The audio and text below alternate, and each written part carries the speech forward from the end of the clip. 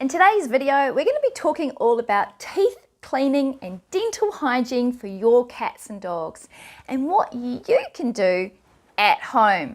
So, as many of you have probably heard me talk about before, our pets' dental health care needs to be a top priority because just like us, poor dental hygiene can lead to ill health. Why don't you tell us below in the comments below how you look after your pet's teeth?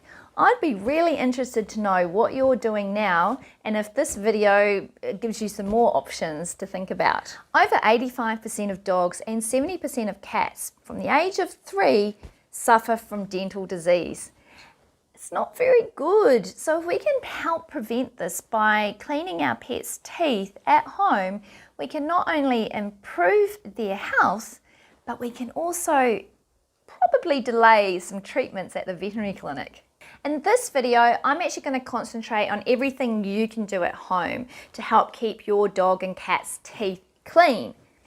Hi everyone, I'm Dr. Leigh from Your Vet Online, and we're a group of veterinarians who provide around-the-clock veterinary advice on demand with no appointments necessary. So it doesn't matter what sort of animal you own, what time of day or night it is, we can help you. So check us on out on yourvetonline.com. Okay, before we start on taking a look at what we can do at home, what I want to do is for you to do is have a quick check of that video that I've got linked there, and I'll put it down below. And that just describes some of the things that may actually mean that your pet needs to see a vet sooner rather than later. Like many things in life, it's often better to start from an absolutely fresh slate, and your pet's mouth is no different.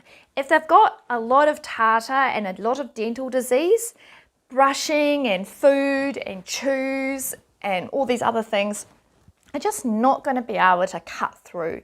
So you really do need, if you see any of the problems that I've listed up there, then you really do need to see a vet to get your pet's mouth sorted and start with that as a nice, fresh, clean mouth.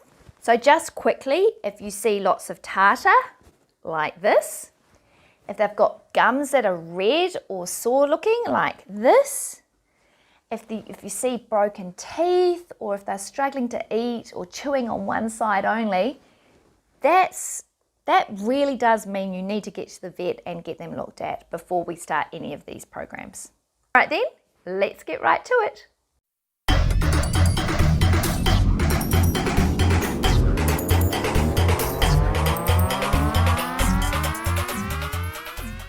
Okay, so the first thing I'd love for you all to try is to brush your pet's teeth at home.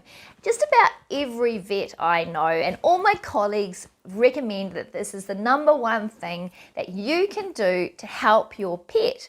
And it doesn't matter what diet your pet is on. I know there's lots of people out there that say, oh, a raw diet or a meat diet means you don't have to, brush your pet's teeth every day. Well, that's rubbish, really, quite frankly. I mean, our pets need to have regular toothbrushing because it actually doesn't matter what diet you're feeding them, they're still going to get that layer of bacteria, the layer of plaque, the layer of tartar once that plaque hardens. So we need to remove that layer of all that biofilm that they get, which then contributes and develops into that nasty tartar and plaque. So just like we brush our teeth every day, twice a day, the best thing is to actually brush our pets' teeth like every day. Now I know that's just a little bit over the top to do it twice a day, so let's say 3 times a week. Now what I do want to stress is that you shouldn't use human toothpaste for this process. There's heaps of pet toothpaste out there, and they're usually some yummy beef or chicken flavor, and just be careful though, just double check to see what the flavoring is. It could be a real flavoring, so if your pet is prone to allergies, just double check on that because you don't want them to have a flare up. But for the vast majority of pet toothpaste, the flavoring is actually just that, a flavoring, and it's got no beef or chicken allergens in it, which is a relief. So most cats and dogs find the pet toothpaste really yummy. I recommend that you start by just putting a little bit on your finger and getting them used to just the taste, just to start with. And that's usually enough for them to start to enjoy it. Once they like the taste, then you can put it on your finger and start scrubbing. So you start that action moving in their mouth. Now just be a little bit careful and please don't get bitten, anyone. And then, where have I put it? Then you might start using things like a little toothbrush. And you can get lots of different sizes for these. And this is one that actually fits on the end of your finger and you can just use it like so. I think I've got a video here showing me do this with some other animals.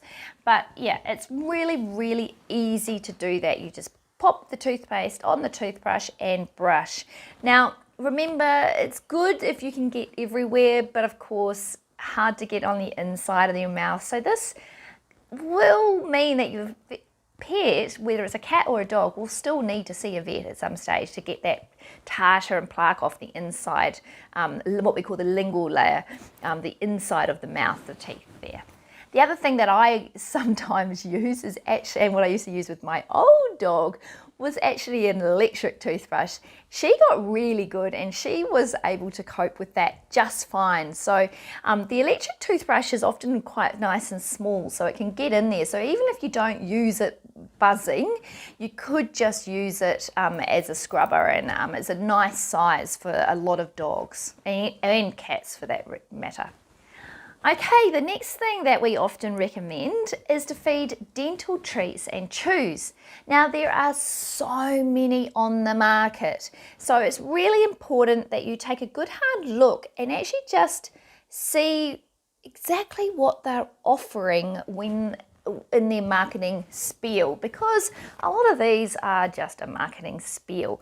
Now my favorite is actually one called Vet Chew, and I've got a little video here you can see with me giving a dog an Vet Chew. Now these chews are really good because they actually help put a layer of film over your dog's or cat's teeth, and that actually stops bacteria and all those nasties actually adhering to the tooth. So it slows down the progression of dental disease with that respect.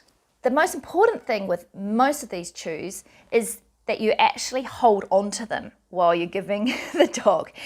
Sometimes if you just let the dog have the chew, they just gulp it down and they're not actually chewing. The action of the chew requires your dog or cat to actually chew the chew. The other thing is to just check that the chews that you choose for your pet are actually have been given the tick of approval from the Veterinary Oral Health Council. Now I'll put the link below, and it's a really handy link to have because it means that you know that at least they have been checked out, and it doesn't mean they're going to be amazing, but it's better than just rubbish marketing spiel, which sadly a lot of products are these days. Now another thing that you can try is to feed a dental diet. Now this is one of the most simple things that you can do to improve the health of your pet's teeth and gums. Now these diets are scientifically proven to aid health of your pet's mouth, and basically they either work in a mechanical fashion, so they're a larger kibble size, so there's a lot more surface area that the tooth has to crunch down in, and this kind of has like a brush effect and it breaks off that tartar. But also some of them contain agents that actually chemically reduce the ability to form tartar and make bad breath. So that's really handy too. So that actually can help prevent the buildup of the plaque actually occurring. The only thing I'll say about these diets is while they're really, really good for teeth, a lot of them have quite a high fat content, and especially cats, they love it, and so they will actually really go hard and want to eat all this diet, and they'll be begging you for more. So just be wary about that. So I actually recommend that you just mix it up a little bit with their regular food and don't feed this as their sole diet, because you might find that your pet puts on the kilos, and that's not good for anybody. Also, some other foods that can also help your dog or cat's teeth.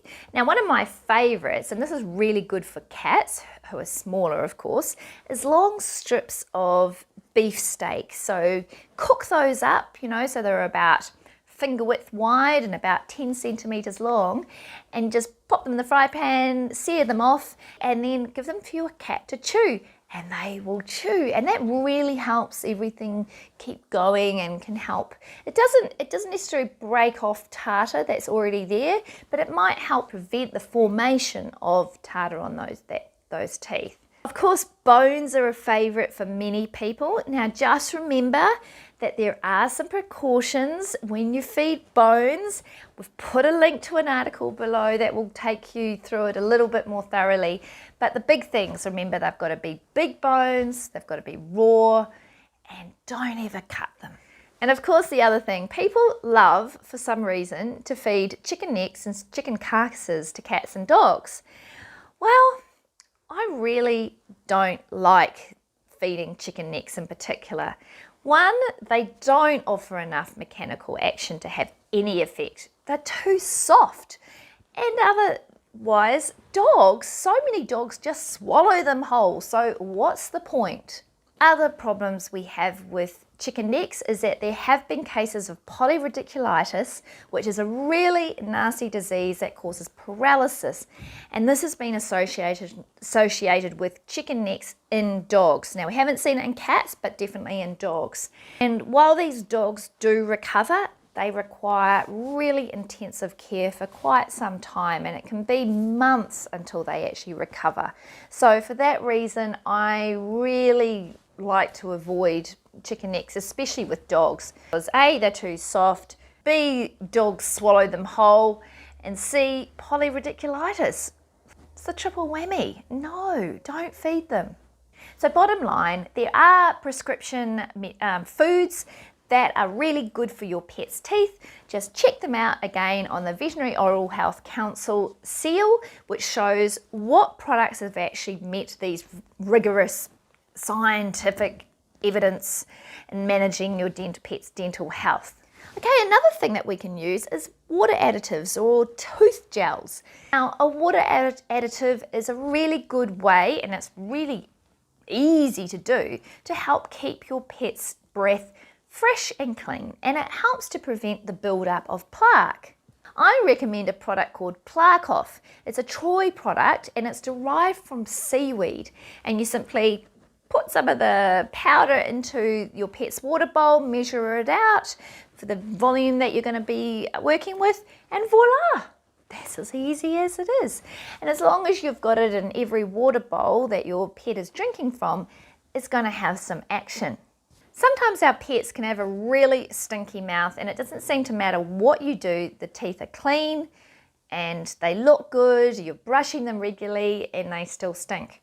Good old parsley can work wonders in this situation. Just chop some up and offer it to your cat or dog just raw. Like some cats and dogs just eat it out of your hand. Or you can mix it with put it over your pet's food when you're feeding them.